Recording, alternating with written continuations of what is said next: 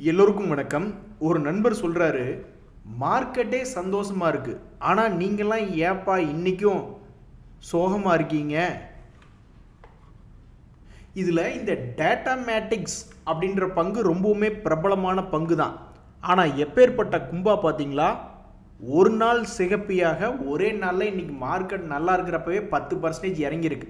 ஆனால் இதுக்காகலாம் ஒன்றும் நிறைய பேர் व्यசனப்பட மாட்டாங்க. நான்லாம் கண்டிப்பாக வருத்தப்பட மாட்டேன். ஏன்னு கேளுங்க, இந்த பங்கு அந்த முதலீட்டாளர்களுக்கு சமீபத்தில் எப்படி சம்பாரிச்சு கொடுத்துருக்கு பாருங்க. இங்கே பல பேர் போர்ட்ஃபோலியோ எந்திரிக்கவே மாட்டேங்குது அப்படின்னு உட்கார்ந்து இருக்கக்கூடிய நிலைமையில் இந்த டேட்டா மேட்டிக்ஸ் குளோபல் என்பது ஒரு ராக்கெட் மாதிரி கடந்த சில மாதங்களில் போயிருக்கு. அப்புறம் வேற ஏதோ ஒரு குரூப்பு கைமாற்றி விட்டாங்க போல், 1100 ரூபாய்க்கு விற்றுட்டு சரி டாட்டா பை பைன்னு ஒரு குரூப் போயிடுச்சு போல். அதுக்கப்புறம் பார்த்தா 1100 ரூபாயிலேருந்து 856 வந்து பாவம் ட்ரேட் ஆகிக்கிட்டு இருக்கு. ஐடி செக்டரில் தான் இருக்குது இந்த டேட்டா மேட்டிக்ஸ் குளோபல் அப்படின்றது. டிஜிட்டல் டெக்னாலஜி சம்மந்தப்பட்ட கம்பெனி தான். இதில் என்ன ஒரு ஆச்சரியம்னா, இவங்க சேல்ஸ் வேணால் கொஞ்சம் இம்ப்ரூவ், ஓரளவுக்கு இம்ப்ரெசிவான இம்ப்ரூவ் அப்படின்றது பண்ணியிருக்காங்க 2022லேருந்து 2025. ஆனால் ப்ராஃபிட் என்பது கடந்த ஒரு 2-3 வருஷமாகவே பெருசாக இம்ப்ரூவ்மெண்ட் என்பது பண்ணல. பட் இருந்தாலும் ஆச்சரியகரமான முறையில் இந்த டேட்டா மேட்டிக்ஸ் என்பது மேலே தொடர்ந்து போய்கிட்டே இருந்து அதனுடைய மொமெண்டம் என்பது போகவே இல்லை. கடைசி ஒரு 7 நாளில் அதை செஞ்சுட்டாங்க. 1100 ரூபா எங்கே, 850 ரூபா எங்கே. ஸோ இந்த பங்கு இறங்கினதுனால நிறைய பேர் வருத்தப்படுவது என்பது ரொம்ப கம்மியாக இருக்குது. ஏன்னா மேலேயே கைமாற்றி விட்டு எந்திரிச்சு போயிருப்பாங்க. ஆனால் உண்மைக்கே சில பாருங்க, சோபா பங்கெல்லாம் பாவம் 2.5% இறங்கியிருக்கு. எனக்கெல்லாம் கண்ணில் தண்ணியே வந்துருச்சு. சோபா இப்படி 2.5% இறங்கி கிடக்குறியே இன்னைக்கு நல்ல மார்க்கெட்டில். காட்ஃப்ரே பிலிப்ஸ் அப்படின்ற ஒரு பங்கு, அது ஒரு 5% இன்னைக்கு இறங்கி கிடக்கு. ஸோ இது போன்ற பங்குகள் தான் சில ஃபேமஸான பங்குகள் என்பது. இன்னைக்கு மார்க்கெட்டே சந்தோஷமாக இருந்தாலும் இவங்கெல்லாம் இப்படி கிராஷ் ஆகி கிடக்குறாங்க.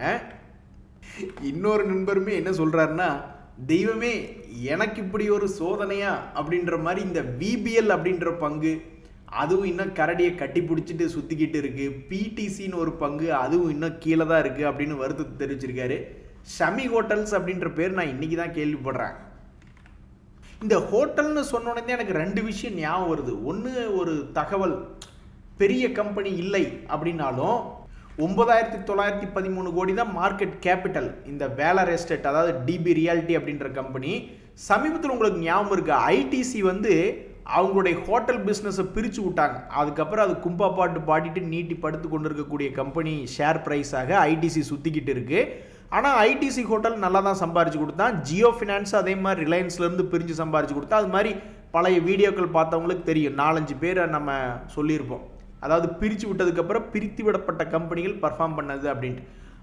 இப்போ இந்த வேலர் எஸ்டேட் டிபி ரியாலிட்டி அப்படின்ற பங்குலேருந்து ஒரு முக்கியமான தகவல் என்ன அப்படின்னு பார்த்தீங்கன்னா, சில நாட்களுக்கு முன்னாடி இந்த அவங்களுடைய ஹாஸ்பிட்டாலிட்டி கம்பெனி ஒன்று டீமெர்ஜ் பண்ணி விடுறோம். அதுக்கு உண்டான ரெக்கார்ட் டேட் வந்து 18 ஜூலை அப்படின்றது ஒரு தகவலாக இருந்தது. அந்த அட்வென்ட் ஹோட்டல் எப்போ வந்து லிஸ்ட் ஆகுது அப்படின்றது டேட்டு தெரில. அது யாராவது டேட்டு பார்த்தீங்கன்னா தெரியப்படுத்துங்க. அதை வாட்ச் பண்ணுறதுக்கு ரொம்ப சுவாரஸ்யமாக இருக்கும். ஏன்னா பிரித்து விடப்பட்ட சின்ன கம்பெனிகள் நிறையும் மேலே ஏறிடுச்சு. ஆனால் பெரிய கம்பெனிகள் குபார்னு கீழே விழுந்துடுறானு பிரித்து விட்டதுக்கப்புறம். ஸோ அது வந்து இந்த கம்பெனியில் என்ன நடக்குது அப்படின்றது பார்க்குறதுக்கு ரொம்ப சுவாரஸ்யமாக இருக்கும். ஒரு தகவல். இன்னொரு தகவல் என்னென்னா, நான் இன்றைக்கி ரொம்பவுமே போய் சுவாரஸ்யமாக பார்த்துட்டு இருந்தது இந்த சன் டிவி தான். ஏன் அப்படின்னா, கூலி படம் எப்படி இருக்கும் அப்படின்றது தெரியாமல் இருந்த சமயத்தில் இப்போ தற்சமயத்துக்கு 300 கோடிக்குள்ளலாம் கலெக்ஷன் வந்துருச்சு அப்படின்ற மாதிரி ஊருக்குள்ளே பேசிக்கிறாங்க. அது எந்த அளவுக்குன்னு தெரில. அது மட்டும் இல்லாமல் 600 கோடி கலெக்ஷன் வர்றதுக்கெல்லாம் வாய்ப்பு இருக்குது அப்படின்றாங்க. அப்போ 600 கோடி என்பது சன் டிவி நெட்வொர்க்குக்கு இன்பத்தேன் வந்து பாயுது காதினிலே, மோனிகா மோனிகா அப்படின்ற மாதிரி ஒரு சந்தோஷமான தருணமாக தான் தெரியுது. ஸோ இந்த சன் டிவிக்கு இப்போ வரைக்கும் அந்த கூலினால் பேட் நியூஸ் என்பது இல்லை அப்படின்ற மாதிரி தான் தற்போதைய நிலவரம் மார்க்கெட் சொல்லுது. ஸோ போன முறை சில வருடங்களுக்கு முன்னாடி சன் டிவி ஷேர் ப்ரைஸ் கீழே விழுந்து கிடந்தப்ப ஜெயிலர் தான் வந்து தூக்கி விட்டுச்சு. இந்த முறை சன் டிவி ஷேர் ப்ரைஸ் அதே மாதிரி 52 வீக் லோவில் இருக்கும் பொழுது, டோட்டலாக ஒரு 2 மாதம் 3 மாதம் அது ஃபுல்லாக ஓடி முடிக்கும் பொழுது அந்த படத்தினுடைய மொத்த சந்தை வியாபாரம் எவ்வளவு ஆகும் அப்படிங்கிறத பொறுத்து இந்த ஷேரை தூக்கி விடுமா இல்லையா அப்படின்றது பொறுத்து இருந்தால் பார்க்கணும். பாருங்கள் எப்படிங்க ஒரு சிங்கிள் படம் ஒரு ஷேர் மார்க்கெட்டில் எவ்வளோ பெரிய மார்க்கெட் கேபிட்டல் தெரியுங்களா? சன் டிவி 22,837 கோடி மதிப்பிலான பங்கு. அப்படி ஒரு படம் ஒரு பங்கு கீழிருந்து ஒரு 100% தூக்கி விடுது மார்க்கெட் கேபிட்டல்னா, அப்போ வெறும் 600 கோடி பிஸ்னஸ் 22,000 கோடி மார்க்கெட் கேபிட்டல் தூக்கி விடுதா இல்லையா அப்படின்றத பொறுத்து இருந்தால் பார்க்கணும். அதனால தான் அவர் என்றைக்குமே சூப்பர் ஸ்டார். என்ன பழனி துன்பத்திலே சிரிச்சுக்கிட்டு இருக்க அப்படின்ற மாதிரி ரொம்ப ஆச்சரியகரமான தகவல் தான். அதாவது ஜிஎஸ்டியினுடைய மேபி ரேட்டு குறையும் பொழுது ஒரு உதாரணத்துக்கு யோசிச்சு பாருங்கள், எவ்வளோதான் பெரிய பணக்காரராக இருக்கட்டும், ஒரு 10 லட்சம் 20 லட்சத்துக்கு கார் வாங்குறான்னு வச்சிங்களேன், திடீர்னு ஒரு 10% டேக்ஸ் குறையுதுன்னா கூட 20 லட்ச ரூபாய்க்கு 2 லட்ச ரூபா ஆகலையா? எவ்வளோதான் பெரிய பணக்காரராக இருந்தாலும் 2 லட்ச ரூபா பெரிய காசு தான். ஸோ இந்த ஆட்டோ செக்டரில் பல பேர் சரி எதுக்கு அந்த ஜிஎஸ்டியினுடைய சேஞ்செல்லாம் வந்ததுக்கப்புறம் அப்புறமா தீபாவளிக்கு அப்புறம் புக் பண்ணிக்கலாம் அப்படின்னு சொல்லிட்டு அடுத்த சில மாதங்களில் திடீர்னு புக்கிங் கம்மியாச்சுன்னா என்ன ஆகும் அப்படின்ற கோணத்தில் யோசித்து பார்க்க வேண்டியதாகவும் இருக்குது. ஸோ மாருதி அப்படின்ற மட்டும் இல்லாமல் பல்வேறு ஆட்டோத்துறை கம்பெனிகள் இன்றைக்கி பெரிய அளவில் ஏற்றம் என்பது கொடுத்துருக்காங்க. பட் ஒரு காயினுக்கு 2 பக்கம் இருக்கிற அப்படின்ற மாதிரி இந்த ஆட்டோ செக்டர் அடுத்தடுத்த நாட்களில் எப்படி இருக்குது அப்படின்னு தெரிஞ்சுக்கிறதுக்கு சுவாரஸ்யமாக இருக்குது. ஜென்ரலாக போய் ஒருத்தர்கிட்ட ஏங்க 10,000 ரூபாயை 1 கோடியாக மாற்றணும்னா உங்களுக்கு எவ்வளவு நாள் ஆகும்னு கேட்டால் அவர் ஒரு டிஜிட்லாம் சொல்ல மாட்டார், 5 வருஷம் 8 வருஷம்லாம் சொல்ல மாட்டார், 2 டிஜிட்லையும் சொல்ல மாட்டார், 70 வருஷம் 50 வருஷம் அப்படின்னு சொல்ல மாட்டார். ப்ராபப்ளி 3 டிஜிட் கூட பல பேர் சொல்கிறதுக்கு வாய்ப்பு அப்படின்றது இருக்குது. நான் திருப்பூரினுடைய நிலவரத்தை வச்சு சொல்கிறேன். ஒரு 10,000 ரூபாய் என்பது ஒரு தொழில், அதாவது ஒரு தள்ளுவண்டி கடையில் ஒரு ஃபுட்டு விற்கிற ஒரு இதுன்னு வச்சுக்கிங்களேன், ஒரு நாளைக்கு அவங்களுக்கு முதலீடு என்பது ஒரு 10,000 ரூபாய்க்குள்ளே தான். ஆனால் ஒரு 200-300 பேர் சாப்பிட்றாங்க அப்படின்னாவே அதெல்லாம் ஈஸியாக அசால்ட்டாக இங்கே திருப்பூரில் என்ன நிறைய பேர் 8-9 மணி வரைக்கும்லாம் வேலை செய்வாங்க, 12 மணி வரைக்கும் வேலை செய்வாங்க. ஸோ கடும் உழைப்பு அப்படின்ற சமயத்தில் பார்த்தீங்கன்னா நைட்டு 6 to 12 மணி வரைக்கும் கடை போடுறாங்கன்னு வச்சிங்களேன், 200-300 பேர்லாம் ஒரு இடத்துல அசால்ட்டாக சாப்பிட்டு போயிடுவாங்க. ஸோ அப்போ அது மாதிரி தொழிலாளிகள் அப்படின்றவங்கள நம்ம கணக்கெடுத்து பார்த்தோம்னு வச்சிங்களேன், அவங்க இரட்டை இலக்க எண்கள்லையோ அல்லது வெறும் ஒரு ஒற்றை இலக்க வருஷங்கள்லையோ 10,000 ரூபாய் என்னால் 1 கோடி பண்ண முடியும்லாம் அந்த மாதிரிலாம் சொல்லுவாங்க. என் ஃப்ரெண்டு ஒருத்தன் வெறும் 3,000 ரூபாய்க்கு என்ஜினியரிங் மெட்டீரியல் பற்றி பேரம் பேசிக்கிட்டு இருந்தான் ஒரு காலத்தில். இன்றைக்கி அவன் பல கோடிகளை வச்சு டேர்ன் ஓவர் பண்ணிக்கிட்டு இருக்கான். ஸோ பிஸ்னஸ் விட்டுருவோம், இன்வெஸ்ட்மெண்ட்டு பொறுத்த வரைக்கும் அல்லது ஸ்டாக் மார்க்கெட் ட்ரேடிங்கு அல்லது ஸ்டாக் மார்க்கெட்டை ஒரு இன்வெஸ்ட்மெண்ட்டாக அதை பொறுத்த வரைக்கும் நீங்கள் என்ன நினைக்கிறீங்க? ஒரு 10,000 ரூபாய் என்பது எப்போ 1 கோடியாக மாறும், அது எப்படி மாறும், அதுக்கு என்ன வழி இருக்குது? சும்மா கற்பனையாக தோணுனாலும் அதனுடைய கமெண்ட் என்பதை தெரியப்படுத்துங்க. யாருக்கு தெரியும், சில பேர்த்தினுடைய கற்பனை எதிர்கால ஃப்யூச்சரில் கூட maybe it's a dream becomes true அப்படின்னு மாதிரி கூட ஆகலாம் இல்லையா? ஒரு அருமையான ஐடியா யாராவது கமெண்ட்டில் போட்டிங்கன்னா, அடாடா உங்களோட ஃப்ரெண்ட்ஷிப் வச்சுருக்கிறது ரொம்ப பெருமையாக இருக்குது தலைவா அப்படின்ட்டு போக வேண்டியது தான். ஏன் தியாகு உங்ககிட்ட ஐடியா இல்லைன்னா என்கிட்ட ஐடியா இல்லை, நான் இன்றைக்கி என்கிட்ட 10,000 ரூபா வச்சா நான் ஸ்டார்ட் பண்ணுறேன், நான் பல பாதைகளை கடந்து வந்துட்டேன், அதனால் 10,000 ரூபா வச்சு ஸ்டார்ட் பண்ணும் பொழுது எப்படி அப்படின்ற மாதிரி அந்த 10,000 ரூபா வச்சு இன்றைக்கி 10,000 ரூபா வச்சு ஸ்டார்ட் பண்ணும் பொழுது 1 கோடி எத்தனை வருஷத்தில் வரும் அப்படின்றது 10,000 ரூபா வச்சுருக்கிறவங்க தான் அவங்களுடைய ட்ரீம் அவங்களுடைய ஐடியா என்பதை சொன்னால் கொஞ்சம் கரெக்டாக இருக்கும்.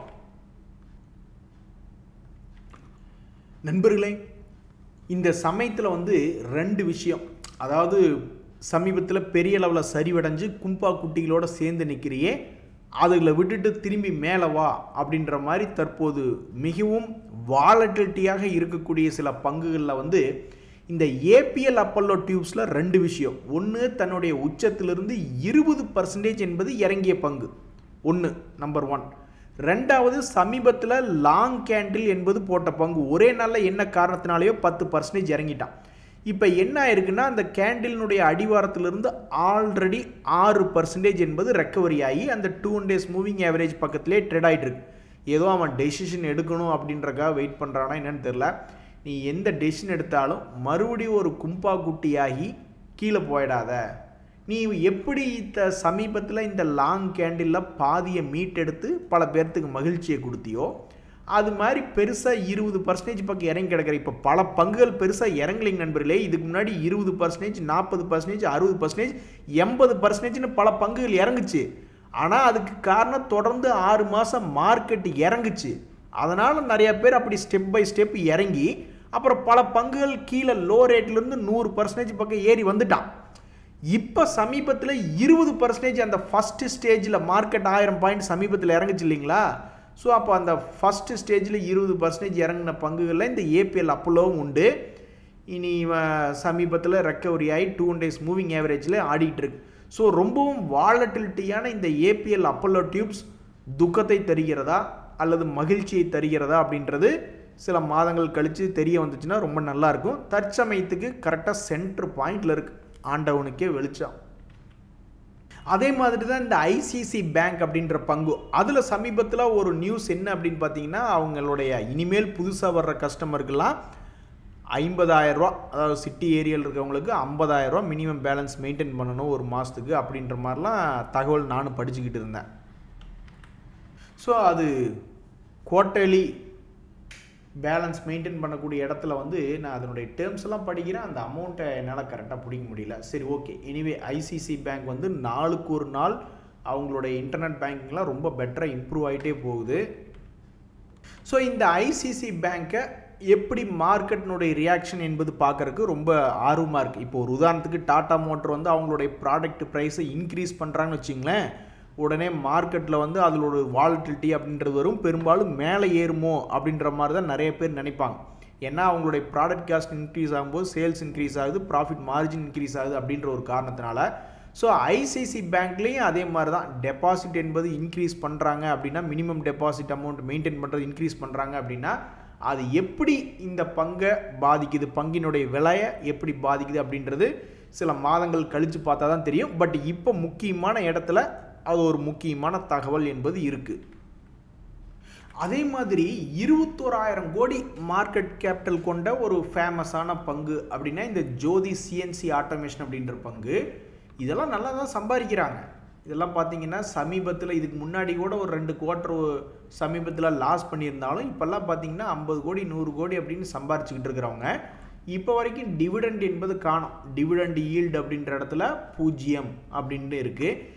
இப்படி இருக்கக்கூடிய இந்த பங்கில் இன்னொரு சுவாரஸ்யமான விஷயம் என்ன அப்படின்னு பார்த்தீங்கன்னா, பெருசாக 2 குவார்ட்டர்களாக எஃப்ஐஸும் சரி டிஐஸும் சரி அலட்டிக்கவே இல்லை. பணத்தை ஏதோ சொல்லுவாங்க இல்லையா, பணத்தை கொண்டு போய் கிணத்துல போட்ட மாதிரி அந்த பங்கில் போட்டுட்டு பெருசாக ரீபேலன்ஸ் எதுவுமே பண்ணல. அப்படியே அவங்களுடைய ஹோல்டிங் பர்சன்டேஜ் அவங்க பாட்டுக்கு மெயின்டைன் பண்ணிகிட்டு இருக்காங்க. இப்படி இருக்கக்கூடிய இந்த ஜோதி சிஎன்சி ஆட்டோமேஷன் அப்படின்ற பங்கு சும்மாவெல்லாம் இல்லை. அவன் பாட்டுக்கு கடந்த 2 வருடங்களாக தெற்கையும் வடக்கையும் கிழக்கையும் மேற்கையும் அவன் பாட்டுக்கு இஷ்டத்துக்கு ட்ராவல் ஆகிருக்கு சார்ட்டில். அப்படி ஆயிட்டு சமீபத்தில் இந்த பங்கு ஏப்ரல் மாதத்தில், அதாவது கிட்டத்தட்ட 4-5 மாதத்துக்கு முன்னாடி என்ன லோ இருந்ததோ அந்த லோலிருந்து கிட்டத்தட்ட 30% மேலே ரெக்கவரியான பங்கு தான். மறுபடியும் ஒரு 30% பக்கம் கீழே இறங்கி ஒரு லோ மார்ச் மந்த்தினுடைய ஏப்ரல் மந்த்தினுடைய லோவில் வந்து இருக்குது. இனி அடுத்தது இந்த பங்கு என்ன செய்யும் அப்படின்னு பார்க்குறதுக்கு ரொம்ப ஆர்வமாக இருக்குது. எல்லாம் அந்த மாரியாத்தா தான் பார்த்துக்கணும்னு பாவம் இந்த ஷேரை வச்சுருக்கிறவங்க ஆண்டவன் மேலே பாரத்தை போட்டுட்டு 52 வீக் லோவில் இருக்கியே, இன்னும் ஒரு முறை இந்த நடுக்கிணறுக்கு வா அப்படின்ற மாதிரி பல பேர் எதிர்பார்த்துக்கிட்டு இருப்பாங்க பாவம்.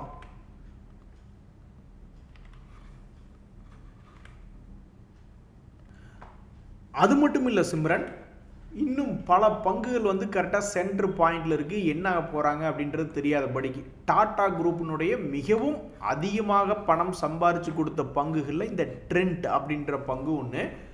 அவனும் வந்து சமீபத்தினுடைய ஹை 6,200, சமீபத்தினுடைய லோ 4,500. அந்த ரெண்டுக்கும் நடுவில் 5,500ன்னு இருக்குது. இப்போ கூட நீங்கள் பார்த்தீங்கன்னா சில நாட்களுக்கு முன்னாடி பெரிய ஃபால், ஏதோ நேற்று தான் விழுந்த மாதிரி இருக்குது. ஆனால் அது எப்போன்னா ஜூலை ஸ்டார்டிங்கில் ஆல்மோஸ்ட் 1.5 மாதம் 2 மாதமே ஆக போகுதுங்க. எனக்கு என்னமோ இப்போ தான் ஒரு பெரிய கிராஷ் ஆன மாதிரி ஞாபகம். அதுக்கப்புறம் இத்தனை நாள் ஆடி போச்சு. ஸோ அப்படி ஒரு லாங் கேண்டிலாக எப்படி கீழே விழுந்ததோ அதுக்கும் கீழே போயிட்டு அந்த லோவை மீட்டெடுத்த தருணமாக இந்த ட்ரெண்ட் என்பது கரெக்டாக 200 days மூவிங் ஆவரேஜை டச் பண்ணி சமீபத்தில் ட்ரேட் ஆகிட்டு இருக்கு. ஏய் நீ யாருப்பா நடந்து வருவின்னு பார்த்தா குதிரை மேலே ஏறி ஓடிக்கிட்டு இருக்கு அப்படின்ற மாதிரி சமீபத்தில் கூட 5,000 4,900 ரேஞ்சில் இருந்தது 5,500 அப்படின்ற மாதிரி ஆடிட்டுருக்கு. ஸோ மறுபடியும் 5,500லேருந்து 4,400 அந்த ரேஞ்சுக்கு வரப்போகுதா, இந்த மாதிரி ட்ரேடாக போகுதா, அல்லது ஏற்கனவே விழுந்தபடிக்கு இப்படி பெரிய ரவுண்டாக ஜிலேபி, சில பேர் அவங்க கைக்கு பெரிய ஜிலேபியாக வரும், அதை எங்களுக்கு 4 பார்சல் பண்ணுங்க அப்படின்னு சில பேர் சொல்லுவாங்க. அது மாதிரி இது பெரிய ரவுண்டாக போட போகுதா, இல்லை சின்ன ரவுண்டாக போட போகுதா, அல்லது வேறு ஏதாவது புதுசாக பண்ண போகுதா அப்படின்றது பொறுத்து இருந்தால் பார்க்கணும். பட் இப்போதைக்கு ரொம்பவுமே வாலட்டிலிட்டியான பங்குகள் கரெக்டாக சென்டர் பாயிண்டில் வந்துட்டு என்ன பண்ண போகிறான்னு பயப்படும்படியாக இருக்கக்கூடிய பங்குகளில் இந்த ட்ரெண்ட் அப்படின்ற பங்கும் ஒன்றா இருக்குது. இந்த டாடா குரூப்புக்கு ஒருத்தன் அப்படின்னா இந்த வேதாந்தா குரூப்பில் ஒருத்தன் அவன் என்ன பண்ணி வச்சுருக்கான் அப்படின்னு பார்த்தீங்கன்னா, கரெக்டாக இந்த வேதாந்தா ஷேர் ப்ரைஸ் என்பது இதுலேயும் நியூஸ் இருக்குது.